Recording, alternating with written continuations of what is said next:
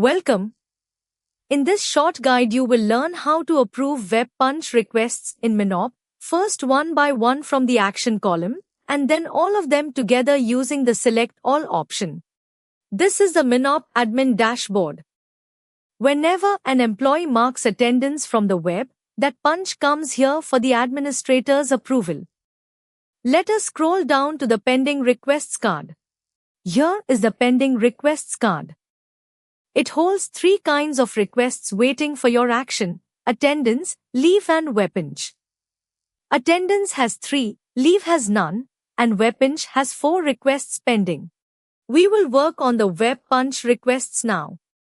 Click on web punch, where 4 requests are waiting. The approval screen opens, and it lands directly on the Approve Web Punch tab. The list shows all 4 pending web punch requests raised by the employee, user A. Every one of them is waiting for your approval. Each row tells you the punch date, the punch time, and the punch mode, that is, whether the employee punched in or out. Next to that, the location column shows exactly from where the punch was marked, and the status column reads pending for all 4 of them. Now come to the right side of the table and look at the action column. The green tick approves a single request, and the red cross rejects it.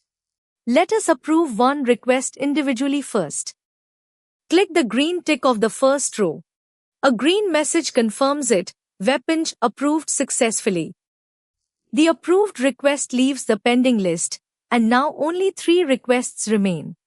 Let us approve one more in exactly the same way. Click the green tick of the first row again. The same success message appears once more.